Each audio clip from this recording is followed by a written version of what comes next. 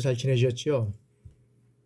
5월 이제 중순이 접어드는데 아침 날씨하고 또 오후 날씨는 상당히 격차가 많이 있습니다. 여러분들 아무쪼록 건강 관리 잘 하시고요.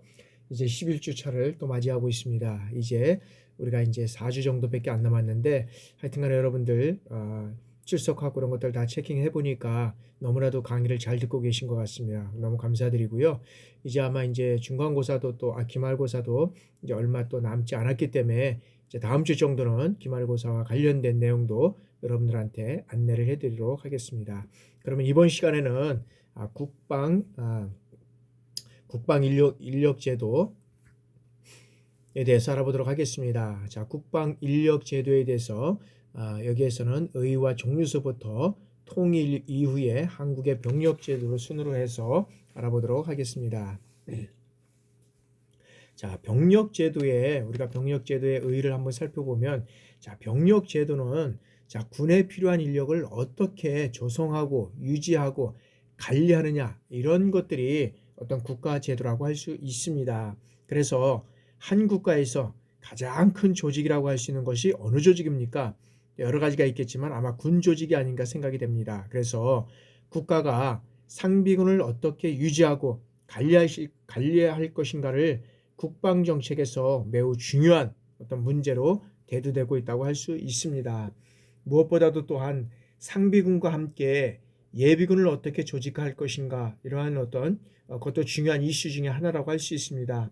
보통 상비군의 규모가 큰 국가들은 예비군의 규모가 작고, 그 다음에 예비군의 규모가 큰 국가들은 상비군의 규모가 작은 것을 우리가 볼 수 있습니다. 그래서 병력제도에 대한 어떤 국민적 지지를 어떻게 확보할 것인가도 매우 중요한 어떤 정책적인 이슈라고 할 수 있습니다. 다음에는 징병제를 유지하는 국가의 어떤 과제를 우리가 살펴보도록 하겠습니다. 징병제를 유지하는 어떤 국가의 과제는 맨 먼저 보면은 제일 중요한 것은 무엇입니까? 어떤 국민적인 지지가 있어야 된다는 거죠. 특히 이 젊은 층들의 지지를 획득하는 것이 아주 무엇보다도 필수적이고, 이 병력 제도에 대한 어떤 의무와 이 책임을 어떻게 홍보할 것인가, 이것도 상당히 중요한 과제가 되고 있다고 할 수 있습니다. 우리가 보면 이제 그 외국이라든지 우리나라에서 로블리스 오브제라고 해가지고, 여기에서 보면 그 영국에서는 그 영국 왕실에서 이제 귀족들에게만 어떤 징병제를 실시해서 국방의 의무를 다하고 있는 모습을 우리가 한번 이제 볼 수 있는데요. 1960년대 이 모병제를 실시하고 있는 영국에서 귀족들에게만 이 징병제를 적용했다고 합니다. 왜 그러냐면 이 엘리자베스 2세 왕은 2차 대전 중에 19세기 나이로 수송장교로 복무했고, 영국의 이 해리 왕자는 10년간 복무 후 2차례 아프가니에 파병해서 업무를 수행을 했고요. 삼촌인 앤드루 왕자는 이 포클랜드 전쟁에서 헬리콥터 조종사로 참전을 했다고 합니다. 그리고 윌리엄 왕세손은 7년 반 동안 이 공군의 헬리콥터 조종사로서 군복무하면서 1300시간의 어떤 그 비행 시간과 150차례의 어떤 수색 그리고 구조 작전에 참여를 하고 제대했다고 합니다. 그 외에 1, 2차 세계대전 때 이 영국의 고위층 자제가 다니는 사립대학교, 그러니까 사립대학교라고 하면 우리가 이제 잘 알 수 있는 그 이튼 칼리지, 여기에 한 2,000명의 출신이 전사했다고 합니다. 무엇보다도 사회지도청이 공동체를 위해서 자신의 목숨과 그 다음에 재산, 명예를 기꺼이 내놓는 이 전통이 있는 나라는 잠시 어떤 혼란이 있더라도 빠르게 사회 통합을 이루어서 위기를 극복하고, 그 다음에 강대국으로 역사의 한 페이지를 장식했지만, 그렇지 않은 나라는 부정부패와 사회 분열을 거듭하다가 이제 식민지로 전락하거나 망한다는 것을 동서고금을 막론하고 인류의 역사가 보여주는 어떤 불문율이라고 할 수 있습니다. 그러면 영국에서만 그랬냐? 우리나라에서는 어땠냐는 거죠. 우리나라에서는 그 사회지도청의 자제들로부터 병력 의무를 다해야 하지만 일반인들이 그 모범을 보고 따라함을 의미한다고 할 수 있습니다. 그래서 박정희 정부 시대에 그 사회지도청의 자제들을 특별 관리해서 전방 지역으로 우선 배치하고 3년 이상 장교로 복무한 사람들은 병사로 복무한 사람들보다 사회에서 더 우대를 해준 적도 있습니다.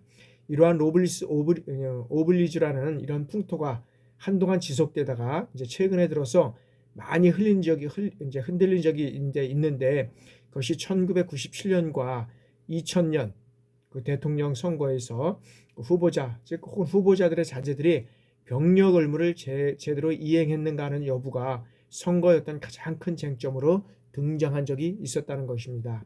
따라서 이와 같은 어떤 병력 제도를 국민의 어떤 신뢰와 이 공감 속에서 잘 조직하고 유지 관리하는 이러한 것은 국방 분야의 어떤 가장 중요한 정책 중에 하나라고 할 수 있습니다.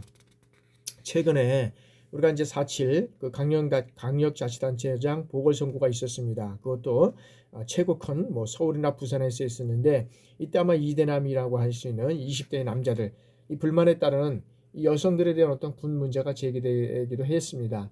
이 문제에 대해서는 마지막 시간에 한번 시간이 되면 잠깐 언급해 나가도록 하겠습니다. 그렇다면 자, 이 다른 국가들의 병력 제도는 어땠는지 우리가 한번 살펴보도록 하겠습니다.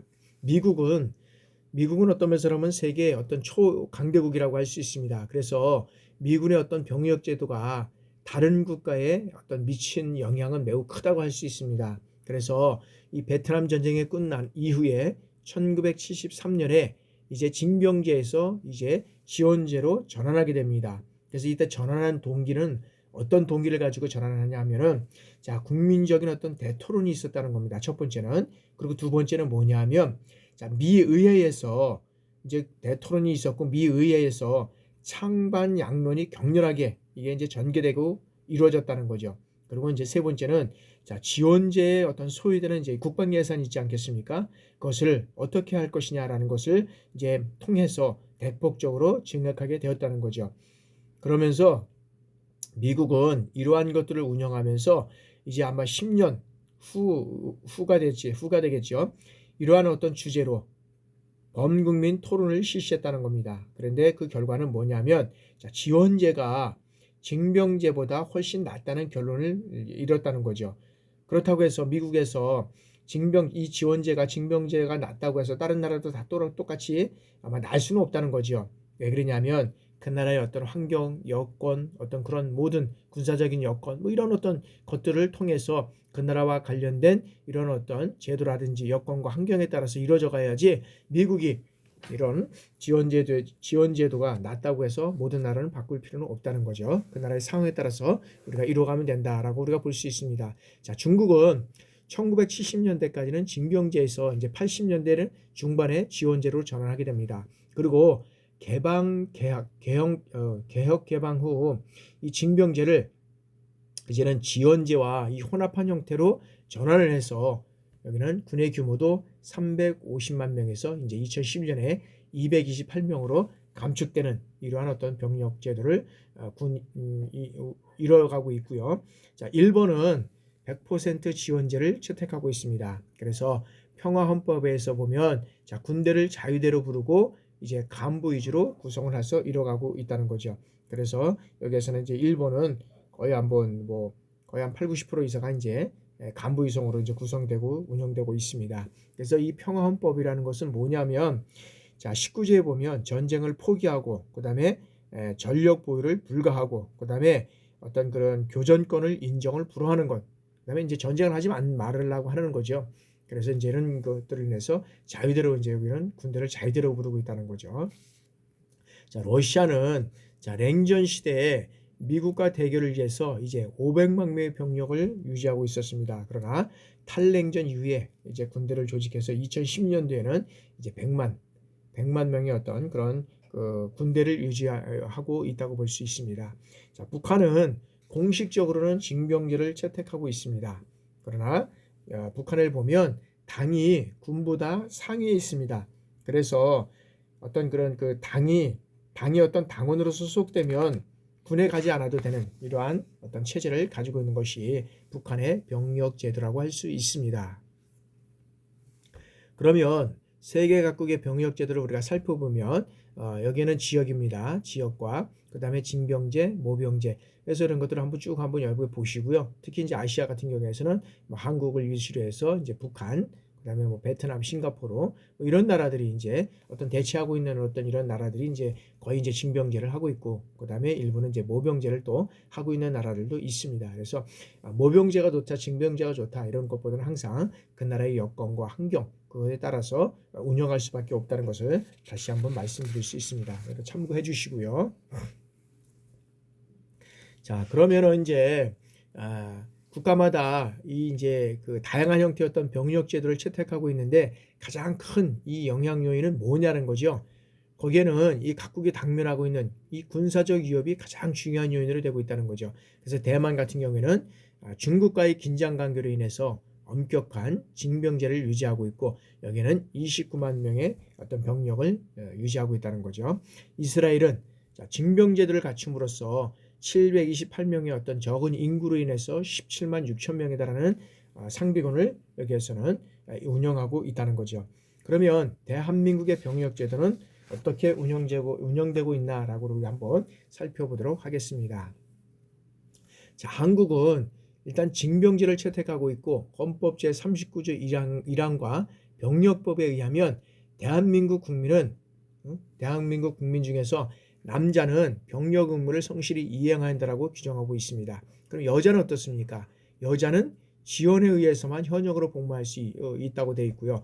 그 다음에 다시 한번 남성은 18세부터 제1국민역에 평력돼서 이제 징병제를 채택하고 있다고 할 수 있습니다.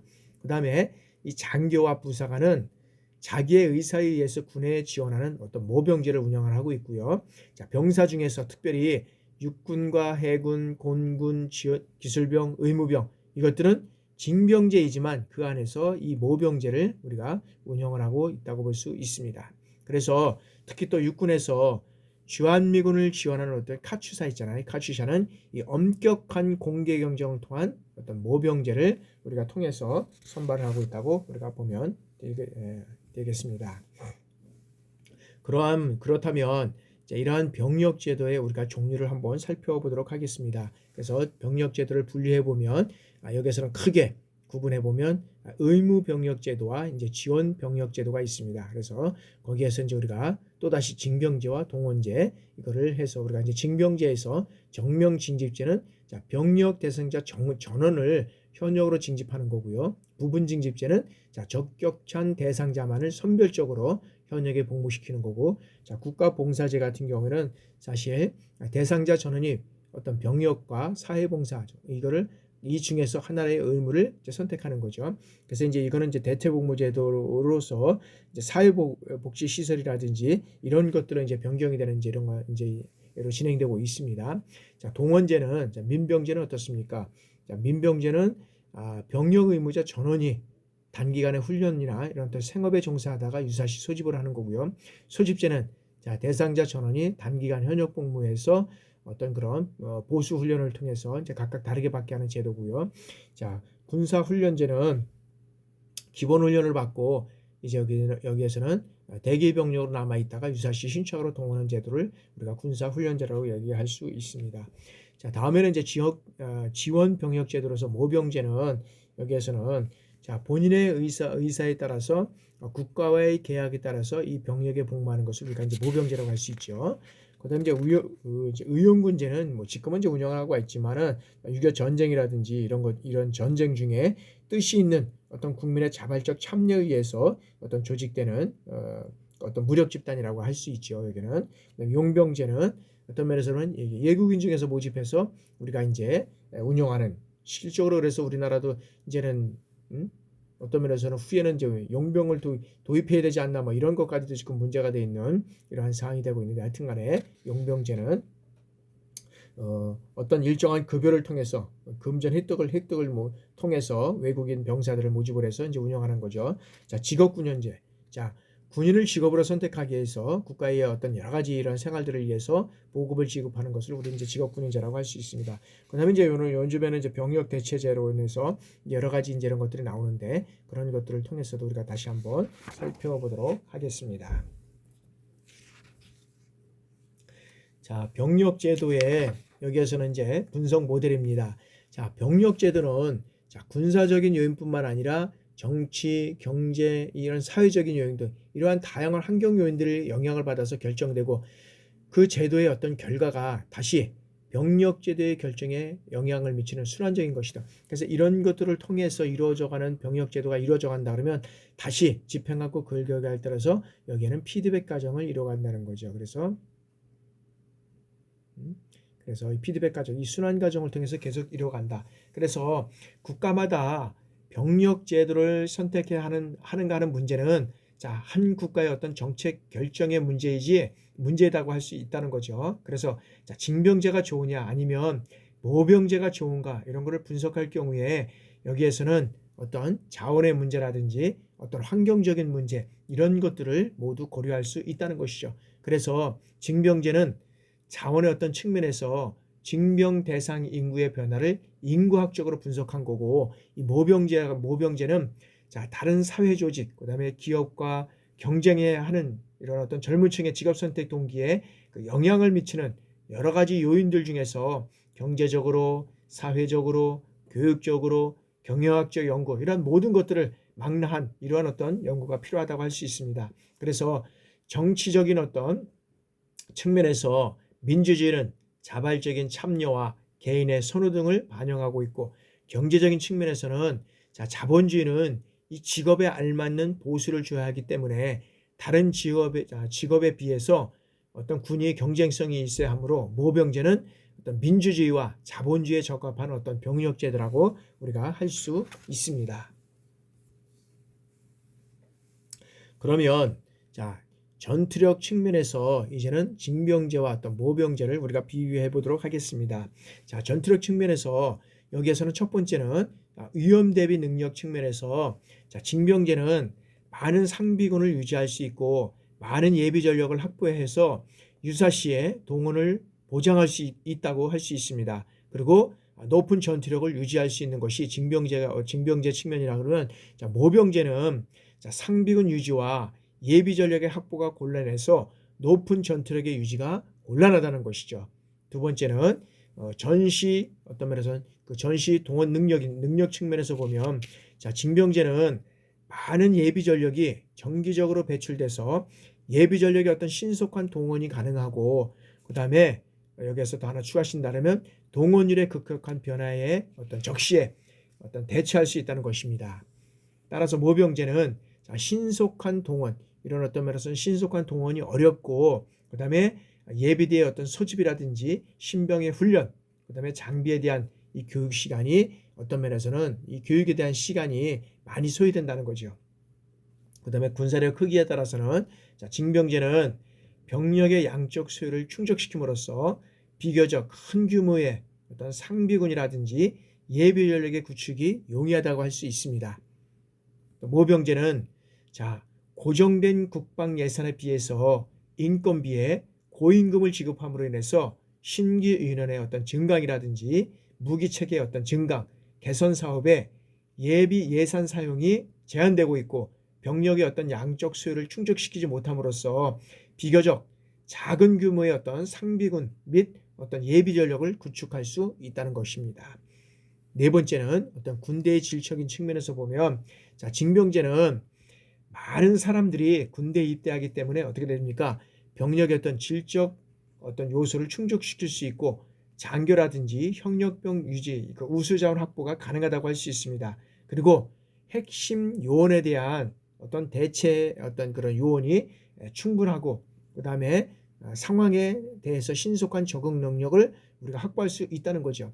그런 측면에서 모병제는 자, 인력 충원에 손해들은 국방 예산이 여기는 제한되기 때문에 대규모 우수 자원의 확보가 곤란하다는 거죠. 그리고 핵심 요원에 대한 그다음에 대체원에 부족해서 상황에 대한 어떤 신속하고 적응 능력이 여기에서는 부족하고 그다음에 전문성 측면에서 보면 개인별 전투 능력이 여기에서는 높다고 할 수 있습니다. 그다음에 마지막으로 우리가 다섯 번째 보면 이제 복무 계열 측면에서인데 자, 징병제는 단기 복무 시 여기에는 전투 기량에 한계가 있다는 것입니다. 왜 그러냐면 복무 연한이 2년 이하인 경우에 전투 기량을 숙지하고 활용하는데 제한을 받을 수밖에 없다는 것이죠. 그리고 모병제에 있어서는 자, 직업군인으로 비교적 장기간 지원하기 때문에 군대 질에 대한 영향이 여기에서는 적다고 할 수 있습니다. 자, 다음에는 경제적인 측면에서 징병제와 이제 모병제를 한번 비교해 보도록 하겠습니다. 자, 첫 번째 경제적 손실 측면에서 보면 징병제는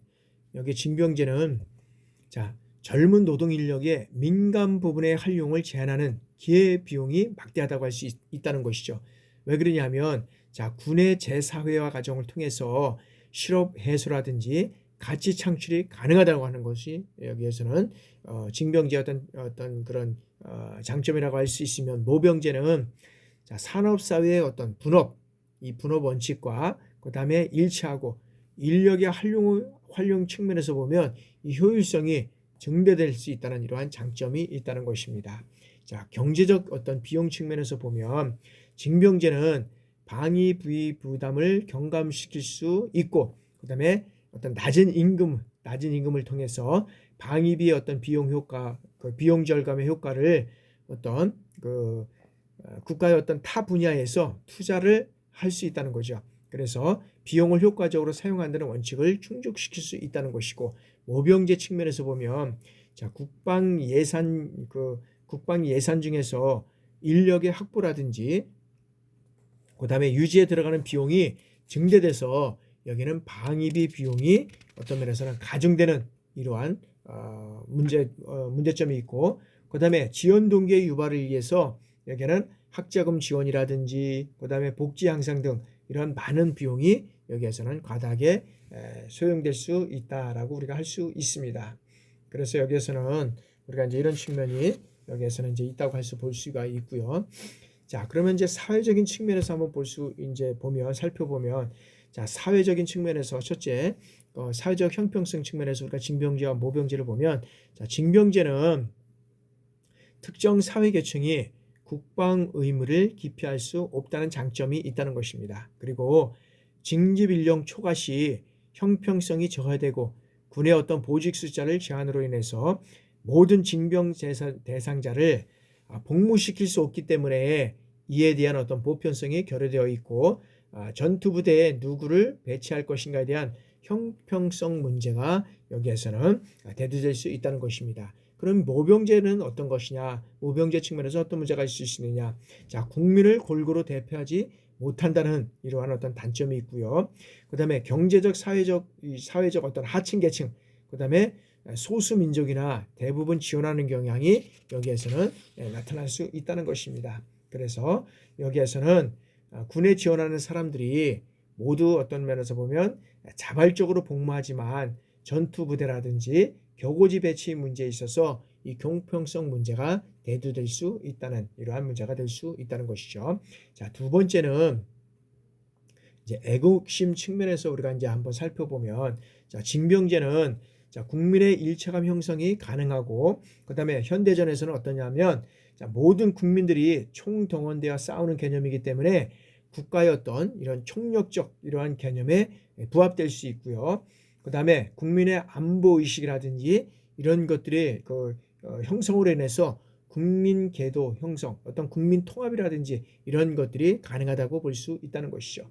그러면 자, 모병제 측면에서 우리가 보면 자, 군의 어떤 직업화로 인해서 일부 계층이 군에 입대하기 때문에 전 국민의 안보 의식이라든지 국방 의식이 어떤 면에서는 퇴색될 수 있다는 것이죠. 그래서 자, 일부 계층의 어떤 군 경험으로 인해서 차별화 현상, 그다음에 이런 것들의 현상으로 말미암아서 어떤 국민의 일체감 형성이 곤란할 수 있고요. 그다음에 군에 안 가는 국민들 이런 것들에 대해서 어떤 면에서는 국가 안보에 대한 어떤 무관심화, 그다음에 어떤 사회적 대표성이 악화될 수 있는 이러한 어떤 모병제의 단점이 있을 수 있다는 거죠. 그다음에 기타 징병제 국가에서는 여성에 대한 어떤 차별 현상이 대두되고 있고요. 병력 기피자 제도에 의해서 사회 문제가 대두되고 있고, 그다음에 군사 경험의 사회 교육적 효과라든지 이런 것들이 대두될 수 있고, 그다음에 군의 사회적 대표성이 이제 보장될 수 있다는 것이죠. 그러나 모병제에서는 여성의 군 지원 현상으로 인해서 군의 사기와 준비 태세에 어떤 영향을 줄 수 있다는 것이요. 영향을 끼칠 수 있다는 것이고, 그 다음에 전평시 동일한 임금 지급이 어떤 면에서는 곤란하다고 할 수 있다는 거죠. 그리고 전투부대 배치에 대한 어떤 인원의 어떤 공평성이 제한될 수 있고, 그 다음에 일부 계층만이 군에 입대함으로써 군의 어떤 사회적 대평성 이런 것들이 약화되는 이러한 문제가 대두될 수 있다고 우리가 볼 수 있습니다. 자, 네 번째는 이제 정치 외교적 측면에서 우리가 한번 보도록 하겠습니다. 자, 정치 외교적 측면에서는 자, 징병제를 채택한 어떤 동맹국가의 국민들이 모두 국방에 관심을 가지고 총력적 개념으로 전시에 임할 수 있기 때문에 동맹국가의 어떤 일체감 형성에 기여할 수는 있다고 볼 수 있습니다. 그러나 이 동맹국은 징병제인데 이 자국은 모병제일 경우에 동맹국은 지원에 있어서 주저함을 보일 수 있다고 할 수 있습니다. 왜 그러냐면 자, 국민 여론이 징병제를 선호하지 않는다면 국민 여론과 국가 안보 사이에 갈등 관계가 조성될 뿐만 아니라 국내 정치에 이제 부담을 느낄 수 있다고 볼 수 있기 때문에 이러한 어떤 갈등 관계가 조성될 수 있다고 봅니다. 따라서 모병제는 어떤 개인의 자발적인 의사에 따라서 이제 군에 지원하기 때문에 특별한 국내 정치 문제는 없다고 볼 수 있고, 국제적으로는 어떻습니까? 적은 규모의 어떤 군대를 유지하고 병력들도 자발적으로 군대에 지원하기 때문에 여기에 평화를 지향하고 있다는 어떤 선언적 의미를 나타낼 수 있다고 우리가 볼 수 있다는 것이죠. 그래서 여기에서는 정치 외교적 측면에서 이제 징병제와 모병제를 우리가 한번 살펴보면 여기에서 첫 번째는 자, 국내 정치적인 측면에서 보면 자, 모병제는 자, 징병제가 정치적 이슈화돼 왔다는 거죠. 그래서 정치인이나 고위공직자의 어떤 자격 요건을 판단하는 과정에서 병력 면제 사항은 항상 어떤 면에서는 정치적인 어떤 그래서 이슈화가 되었다는 거죠. 따라서 분단 국가에서 병력의 의무를 준수했는지 여부는 개인의 어떤 준법성뿐만 아니라 국가관과 도덕성에서 판단할 수 있는 기준의 어떤 기준으로 받아들이고 있기 때문에 매우 중요한 기준이 되고 있다는 것입니다. 그래서 어떤 군복무 가산점 제도라든지 어떤 복무기간 등 징병제와 관련된 어떤 정책적 입장에서는 특정 정당이나 선거 후에 대한 어떤 국민적 지지도의 변화가 어떤 나타나고 있다고 볼 수 있습니다. 그 다음에 모병제에서는 특별한 국내 정치 문제는 없다고 볼 수 있습니다. 자, 그럼 두 번째는 국제 정치 무대에서는 어떠한 이러한 문제가 있을 수 있느냐는 걸 보는 거죠. 자, 여기에서는 국가의 군사력이라든지 이미지 등과 관련해서 징병제를 채택한 국가는 국민 모두가 전쟁에 참여하는 어떤 총력전 수행이 가능하다고 볼 수 있다는 것입니다. 그래서 여기에서는 동맹국가의 어떤 일체감 형성이 기여할 수 있고요. 그래서 다른 동맹국들과 일체감을 형성할 수 있는 데가 아주 기여할 수 있다는 거죠. 반면에 뭐냐면 자, 국제사회에서 징병제 국가보다는 모병제 국가가 평화를 지향하는 이미지를 가지고 있다고 여기서는 볼 수 있다는 것입니다. 따라서 국가의 지형학적 위치나 그 다음에 국가 전략에 따라서 국제정치 측면에서 징병제와 모병제가 여기에서는 의미를 다를 수 있다고 우리가 볼 수 있다는 것이죠. 자, 다음에는 이런 어떤 현행 병력제에 대한 어떤 국민들의 평가를 우리가 이제 국민 안보의식의 여론조사를 통해서 우리가 한번 살펴봤는데 좀 뭐 시간은 좀 된 10년 전에 어떤 그러면서 될 수 있기 때문에 조금 차이는 있을 수 있겠지만 여기에서 보면 우리나라 국민들은 어떤 면에서 국민 개병제잖아요. 이 국민 개병제는 여기는 징병제, 지원제는 모병제잖아요. 그래서 이렇게 봤을 때 우리나라는 어떤 국민 개병제 즉 모병제가 73%를 우리가 차지하고 지원병제를 27% 차지하고 있다는, 그래서 국민적인 여론을 봤을 때 보면 남북으로 대치하고 있는 상황 속에서는 아직까지도 징병제를 여기에서는 또 국민들이 요구하는 것을 많이 가지고 있다. 왜 그러냐면 이거 여와 야를 떠나서 국민은 국가의 어떤 생명과 재산을 보호하기 때문에 여기에서는 어떤 중요한 요소가 되고 있다고 할 수 있다는 거죠. 따라서 여기에서는 이제 우리가 보면은 징병제를 채택하고 있는 우리나라에 있어서 보면은 아직까지도 국민들이 이런 요소를 많이 갖고 있고요. 그다음에 이제 이중국 쪽에서도 이제 한번 이렇게 질문을 한번 봤는데, 자, 이중국 쪽에서도 보면은 사실 이제 응답자의 어떤 그런 그 많은 그 인원들이 군 복무를 마친 자들은 이주 국적을 허용하자라고 이제 이렇게 의견을 낸 경우가 많이 있다고 볼 수 있습니다. 저도 이제는 사회적인 이제 변화가 많이 일어났다. 어떤 면에서는 군을 회피하고자 일단은 외국으로 건너가서 이중국적을 취득한 사람에 대해서는 문제가 있지만, 병력을 마친 사람에 대해서는, 이중국적에 대해서는 이제는 허용하는 방법이 어떻겠냐는 생각을 해봅니다. 그래서 실질적으로는 여기에 또한 찬반 여론이나 이런 것들이 많이 있겠지만, 이제는 세계는 어떤 면에서는 하나라고 볼 수 있잖아요. 그렇기 때문에 이제는 우리가 이제 용병을 투입하는 이러한 요소도 될 수 있고, 뭐 스포츠에서는 이미 뭐 오래전부터 용병을 투입했고, 이것이 이제 가면 갈수록 국가 방위 산업에서도 그런 것들이 될 수 있고, 이제는 외국인들이 아니면 그 일들을 이루어갈 수 없는 이런 상태가 되고 있다는 거죠. 그래서 그런 측면에서도 우리가 뭐 이중국적을 허용하는 방면에서도 우리가 이제 한번 큰 틀에서 한번 생각을 해봐야 되고, 그다음에 군 복무자의 어떤 가산점 부여 제도에 대해서도 많은 사람들이 찬성을 하고 있다는 것이죠.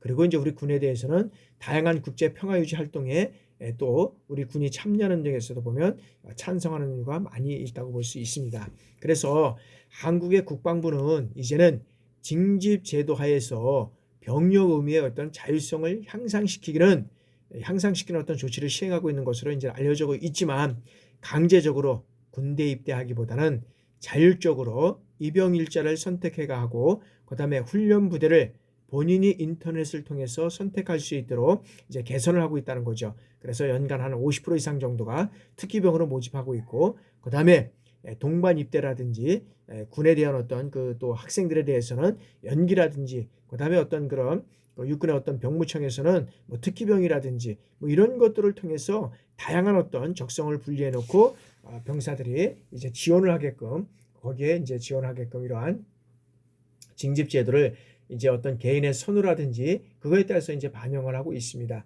특히 공군과 해군, 해병대 이런 것들은 우리가 실제로 징병제를 하고 있지만, 그 징병제에서 모병제, 즉 지원 방식을 선택하고 있다는 거죠. 그래서 여기는 자율성을 반영하고 있다라고 보고 있고요.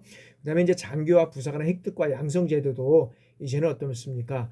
전문화든지 자유로하는 일단 제도를 도입해서 우수 기술 인력이 들어올 수 있도록 이런 것들이 이제 다양화되는 이런 것들을 우리가 가져가야 되지 않을까 하는 생각을 해봅니다. 자, 이제 구조적 문제점과 운영상의 우리가 문제점을 우리가 한번 살펴보도록 하겠습니다. 자, 구조적인 문제점에서 보면 자, 한국군의 어떤 간부의 비율이 너무 낮다는 거죠. 병사가 약 한 50만 명이 넘는다 그러면 간부는 15만 명이 되고 있다는 거죠. 그래서 일본군은 실제로 90%가 간부로 편성이 되어 있다는 것이죠. 그래서 어떤 고도의 어떤 지식이라든지 능력 이런 것들을 필요로 하는 핵심 임무 수행에 필요한 이 간부가 어떻게 됩니까? 적다는 것이죠.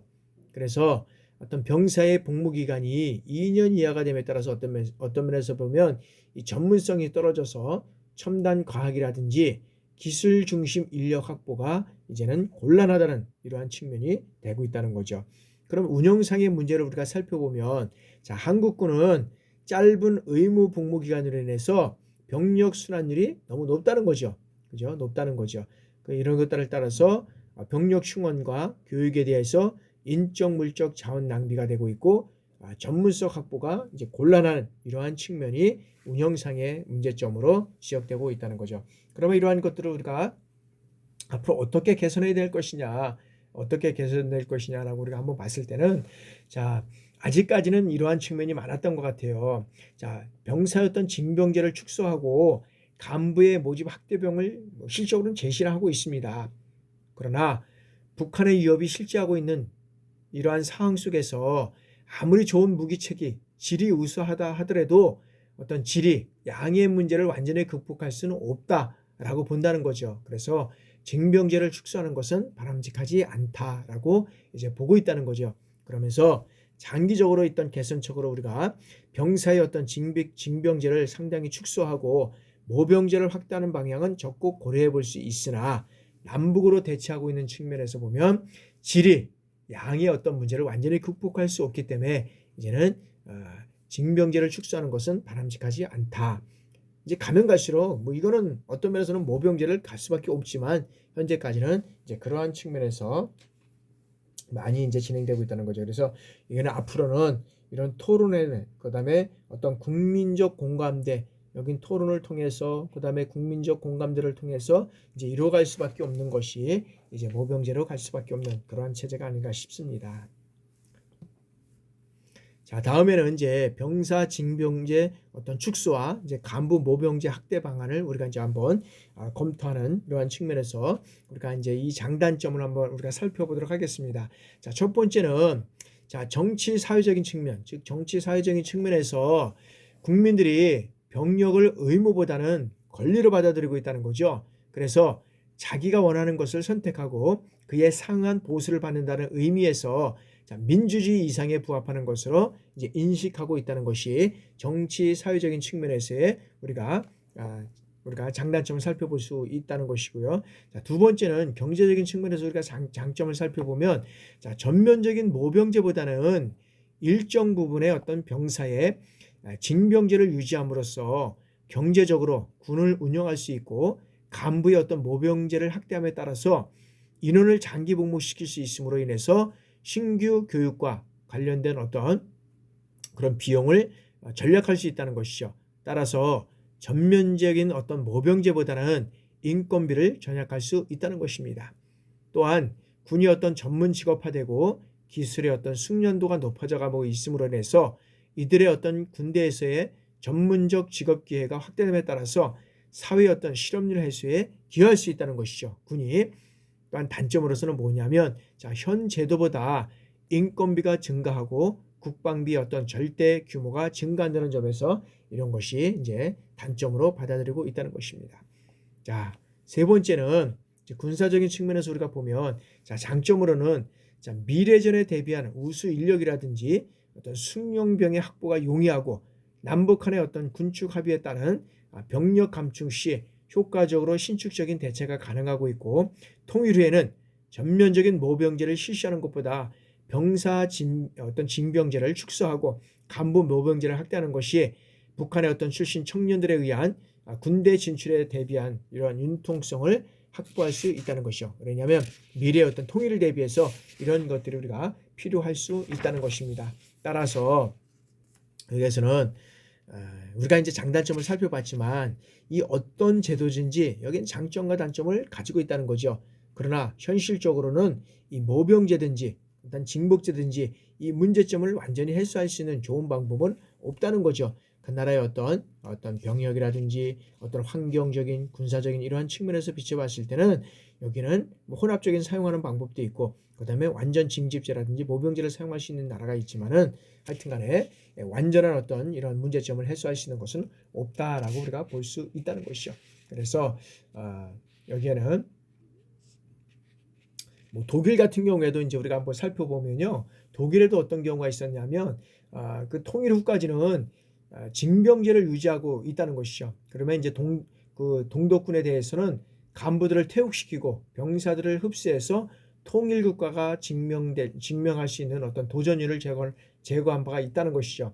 그래서 한국의 경우도 통일 위에 어떤 바로 모병제를 실시할 경우에 남한 사람들의 군입대 저조라든지 북한 사람의 어떤 군입대 증가로 인해서 군대가 북한 인력에 의해서 장악될 우려가 있다는 이러한 점을 고려할 필요가 있다는 거죠. 그래서 우리가 어떤 모병제든 전면적인 징병제든 이것들은 우리가 어떤 면에서 보면 그런 여러 가지 이 요소들을 우리가 살펴보면서 우리가 해야 된다고 우리가 볼 수 있습니다. 자, 다음에는 이제 통일 후에 어떤 병력 제도의 고려사항을 우리가 한번 살펴보도록 하겠습니다. 자, 한국이 통일 후에 징병제, 어떤 모병제로 전하는 어떤 정책적 이슈 이런 것들을 어떻게 한번 살펴보도록 하겠습니다. 자, 첫 번째는 자, 통일 후에 북한의 안정화를 위한 군 인력이 필요하다는 거죠. 그래서 한국은 장기적으로 어떤 면에서 보면 첨단 과학군을 어떤 육성을 위해서 점진적으로 군을 줄여나가야 한다는 주장이 있습니다. 그러나 이라크에서 미군이 질서 유지와 회복이라든지 평화의 유지, 재건, 반군의 어떤 무장 해제, 그다음에 대량 살상 무기 제거 등을 위해서 안정화 작전을 전개한 것처럼 한반도에서도 어떻습니까? 통일 이후에 북한군을 안정적으로 흡수시키기 위해서 많은 병력이 필요하다는 거죠.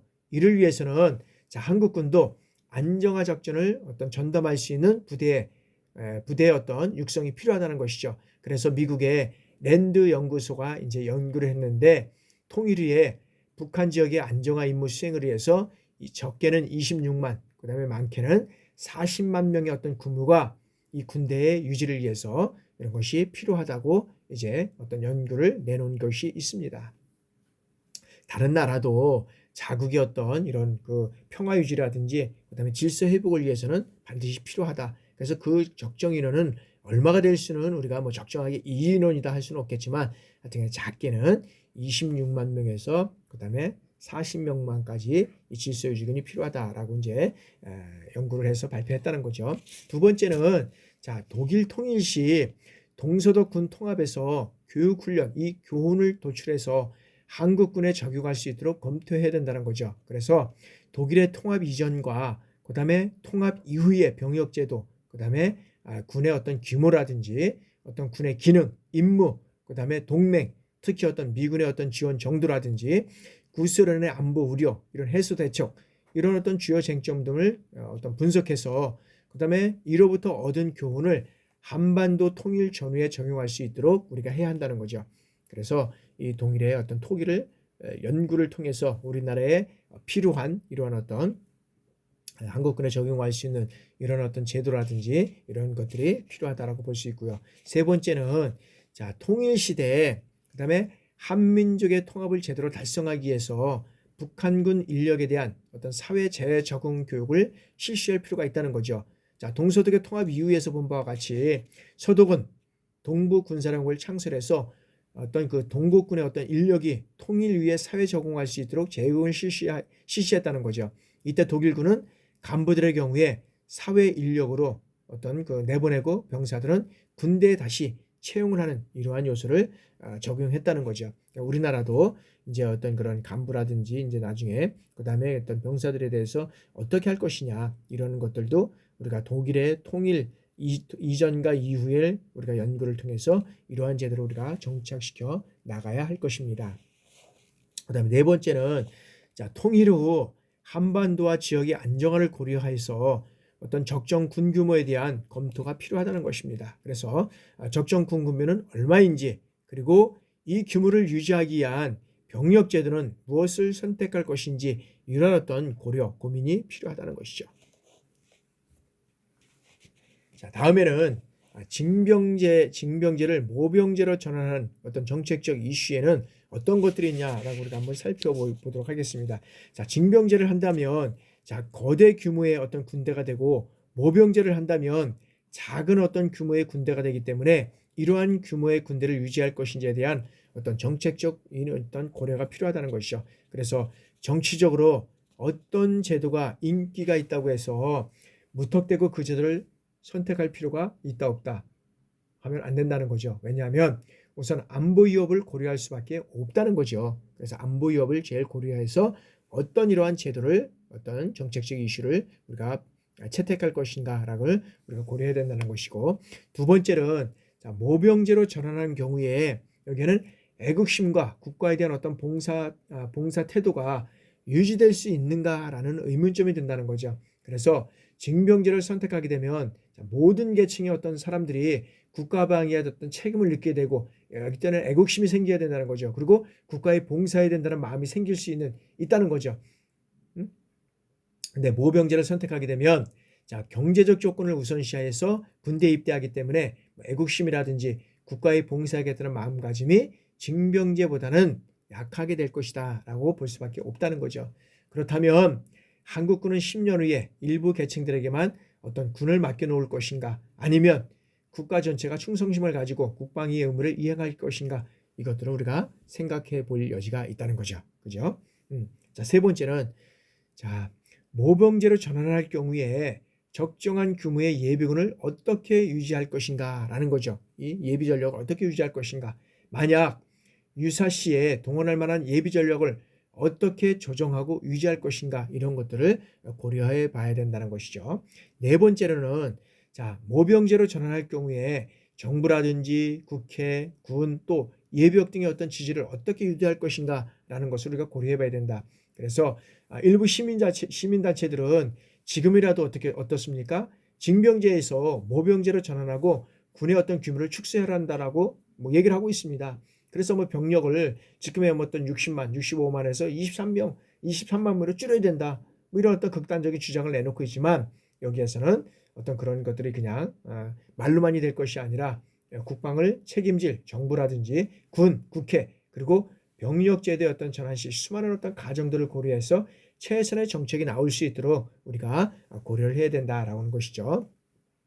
그 다음에 자, 양질의 군대를 자, 모병제로 전환할 경우 이 양질의 어떤 군대를 모집할 수 있는가라는 거죠. 자, 병력을 모집할 때 양질의 병력들이 올 수 있는지와 그 다음에 양질의 병력을 유지할 만한 이 재원이 있는지 이런 것들이 또 고려해야 된다는 거죠. 그죠? 그다음 여섯 번째는 자, 국민 통합을 어떻게 할 것인가, 이 달성할 것인가라는데 자, 지금까지 국민 통합을 달성하는 중요한 조직으로서 뭐 어떤 역할을 했습니까? 군대가 역할을 해왔느냐라는 거죠. 만약 모병제로 전환할 경우에 국민 통합을 어떻게 달성할 것인가에 대한 문제가 발생할 수 있다는 거죠. 여태까지는 징집제로서 다 그냥 우리가 갔지만 이제는 모병제로 전환할 경우에는 여기에 대한 이러한 어떤 국민 통합이 어떻게 이루어져 갈 것이냐는 어떤 큰 이슈가 될 수 있다는 거죠. 그리고 다음에는 자, 위험한 직종에 대한 충분한 보상을 해줄 만한 국방 예산은 충분한가? 이 예산이 충분한가라는 거죠. 그래서 군대가 이제는 어떤 면에서는 3D 적정에 이게 이제 통일이 되고 발전하게 되면 3D 직종이 될 수밖에 없잖아요.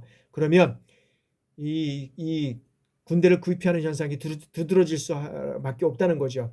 따라서 여기에 이 3D에 종사하는 이 직종에 종사하는 군인들에게 충분한 보상을 해줄 만한 이 국방 예산을 어떻게 확보할 것인가 이 문제도 중요할 수 있다는 것이죠. 그리고 여덟 번째는 자, 군의 인력 유지를 위한 어떤 유인책이 무엇이냐라는 거죠. 자, 모병제로 전환 시 군의 인력 유지를 위해서 뭐 보너스를 지급한다든지 교육 혜택을 준다든지 봉급 인상을 하든지 각종 어떤 수당 지급 등 이러한 어떤 유인책이 있어야 되는데 무조건 되고 여기에 대한 모병제로 전환해서 이 국방 예산을 돌릴 수 있느냐 이런 문제도 우리가 심히 또 우리가 고려해볼 요소라고 할 수 있다는 것이죠. 그다음에 이제 마지막으로 자, 정치 지도자들은 자, 군을 이끌고 유지해 나갈 어떤 충분한 리더십이 있는가라는 것이죠. 자, 지도자가 노블리스 오블리지로서 자, 국방의 의무를 이행하고 그다음에 군에 대한 이해가 깊으면 군에 대한 애착심을 가지게 되고 군에 대해서 국민들은 어떻게 됩니까? 애정을 유도할 수 있으며 솔선수범해서 군을 어떤 우대하고 사기를 고양시킬 수 있기 때문에 지도자의 어떤 리더십은 매우 중요한 요소라고 할 수 있습니다. 그래서 여기서 요즘에 보면은 어떤 그런 장관이라든지 이런 사람들이 어떤 청문회를 하게 되면 이런 문제들이 상당히 심각한 요소가 많잖아요. 이러한 요소들을 좀 조기에 불식시키고 이제는 이런 어떤 솔선수범한 어떤 노블리스 오블리지의 이런 어떤 제도가 좀 정착이 돼야 되겠다라는 생각을 정말로 이제는 많이 하게 됩니다. 그리고 이제는 이런 어떤 이제는 군대를 갔다 오지 않으면 어떤 국방의 최고 책임자가 될 수 없고 그다음에 중요한 역할을 할 수 없는 이런 어떤 사회적인 분위기가 이제는 될 수밖에 없지 않나는 생각을 해봅니다.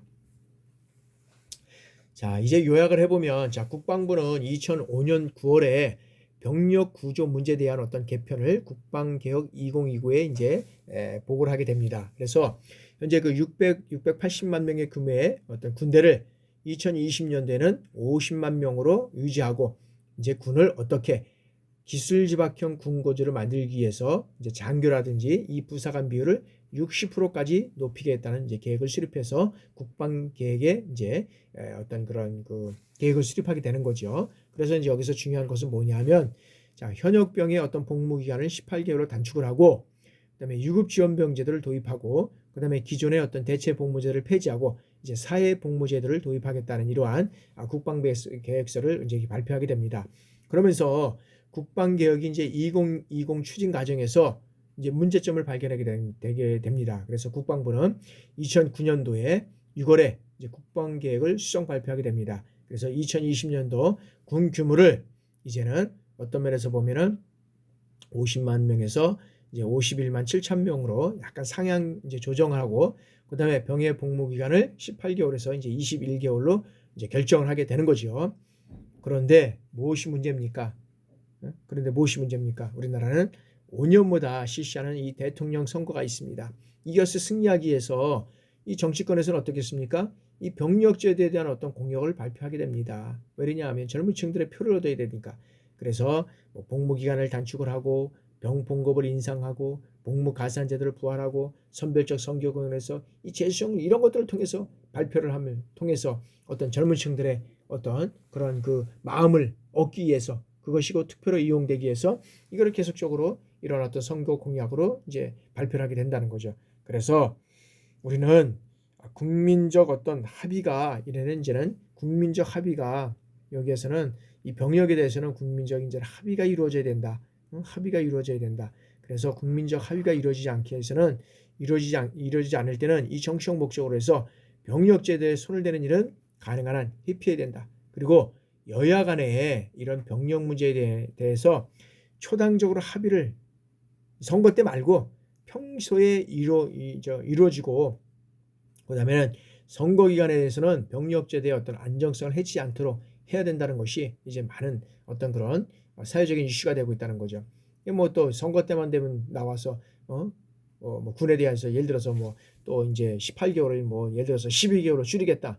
뭐 이런 상황, 그다음에 전면적으로 징병제를 모병제로 바꾸겠다. 뭐 이런 요소를 하게 된다 그러면 여기에 의해서 국방이 휘둘려지면 안 된다는 거죠. 그래서 앞으로는 이러한 어떤 그런 공약을 내세우는 사람은 뽑지를 말아야 되는데도 불구하고 우리가 또 선거다 보니까 그런 사람은 안 뽑을 수는 없다는 거죠. 그러다 보니까 이런 문제점들이 대두가 될 수 있는데, 우리는 한번 이 병력의 문제, 그다음에 어떤 사회복지, 병력과 그다음에 교육과 그다음에 어떤 사회복지, 그죠? 이런 문제에 대해서는 우리가 여야 합의를 통해서 어떤 이루어져 가야 되지 않겠나는 생각을 해봅니다. 그래서 이런 것들이 쉽게 어떤 면에서는 사회적인 이슈화되지 않고 흔들리지 않는 이러한 어떤 병역 제도가 이루어져 가야 된다라고 우리는 생각을 하게 됩니다. 자, 그래서 이제 모병제가 징병제 갈등을 덮을 수 있을까, 이 토론회가 바로 이제 2015년도 5월 11일 날 있었습니다. 그래서 왜냐하면 4.7 어떤 그런 보궐선거를 통해서 이제 이대남이라고 할 수 있는 20대 남자들이 불만 요소가 많이 있었다는 거죠. 그래서 이제 그 문제를 가지고 여기에서 이제 토론을 하게 되는데 다 얘기를 할 수는 없겠지만, 자, 토론에 참가한 전문가들은 대체적으로 자, 모병제가 장기적으로는 필요하다고 공감을 했다는 거죠. 그러나 무턱대고 여기는 시행할 수 있는 제도가 아니라는 것은 여기에서는 다 한마디로 여기에서는 공감을 하고 있다는 거죠. 왜냐하면 자, 시민단체 어떤 군 인권센터에서는 자, 여기에서는 징병제 논란 어떻게 볼 것인가라는 토론회 개최를 통해서 이제 거기에 대한 어떤 군인 인권센터의 어떤 사무국장이 얘기를 한 그 내용을 보면, 자, 징병제가 실시되면 자, 외부로부터 어떤 인력 수급이 더뎌져서 군의 폐쇄성이 심해질 수 있다는 것입니다. 그리고 인권 사각지대가 되거나 어떤 국민의 감시를 벗어난 무력 집단이 될 위험성이 높아질 수 있다고 지적을 했다는 거죠. 그리고 모병제 전환 시 군에 대한 어떤 문민 통제를 강화할 수 있는 이러한 방안도 같이 병행돼야 한다고 이렇게 강조를 하고 있습니다. 그리고 또 그 김 사무국장은 뭐 이게 맞는 건 아니겠지만은 자, 오랜 군부 독재로 군에 대한 인식이 좋지 않았던 이제 스페인의 예를 들고 있습니다. 스페인의 예는 뭐냐면 자, 모병제 전환 이후에 이 갑작스럽게 병력 자원의 어떤 수급이 더 어려움을 겪었다는 겁니다. 그래서 모병제를 실시해도 막상 사람들이 지원하지 않으면 어떻겠습니까? 안보 공백이 생긴다는 거죠. 여기에 대한 우려가 있다는 거죠. 특히 우리나라는 남북으로 대치하고 있는 이런 상황 속에서 실제로 보면 모병제를 바꿨는데 이 지원하지 않는다 그러면 심각한 문제가 발생될 수 있다는 것이죠. 그래서 모병제 시연이 여기는 지원율이 낮으면 국방 예산이 급증할 수밖에 없다는 이러한 우려도 우리가 한번 생각해 봐야 한다는 것입니다. 따라서 모병제를 실시할 때는 낮은 임금 수준을 시작할 수 있겠지만 이 지원율이 낮으면 어떻게 됩니까? 병력 지원 확보를 위해서 임금을 높여야 하는 이러한 상황이 직면할 수 있다는 것입니다. 따라서 국방 예산이 방만하게 운영될 가능성이 여기에는 있다는 겁니다. 그래서 여기에 대한 또 대비도 필요하다는 겁니다. 그래서 많은 사람들은 장기적으로 우리가 가면 여기에서는 모병제로 가야 되는 건 맞다라고 보지만 이러한 요소들을 우리가 고려해서 바로 모병제로 가기는 어렵다는 것을 우리가 공감을 할 수 있다는 것입니다. 그래서 많은 사람들이 여기에서는 또 얘기를 하고 있지만 이러한 어떤 징병제에서 모병제로 가기 위해서는 다양한 어떤 요소들을 고려하고 그다음에 동서독의 어떤 통일을 여기에서 발판 삼아서 우리는 어떻게 갈 것이냐 이런 어떤 계획을 수립하지 않고는 바로 모병제로 간다 그러면 상당히 어려운 문제가 여기는 발생될 수밖에 없다. 그러나 이제는 전면적인 모병제보다는 여기에서는 모병제와 징집제가 혼합될 수 있는 제도를 서서히 이용해 가면서 장기적으로는 어떤 통일을 통해서 남북 통일을 통해서 이제는 모병제로 이제 갈 수밖에 없는 이러한 상황이 될 수밖에 없다. 그러나 현재는 단순히 모병제로 가기는 어려운 상황이 있다는 것이죠. 그래서 이러한 요소들을 우리가 한번 살펴보면서 우리가 특별하게 지금은 또 이제 군에 갔다 온 사람들이 어떤 면에서 보면은 많은 그 불이익을 당하는 이러한 젊은 층들이 어떤 생각을 가지고 있는 것 같습니다. 군에 오는 이런 우리 병사들 또한 부하들을 지휘자로서 또한 잘 또 교육하는 것이 또 우리의 어떤 사명, 여러분들의 사명이 아닌가 이렇게 생각이 됩니다.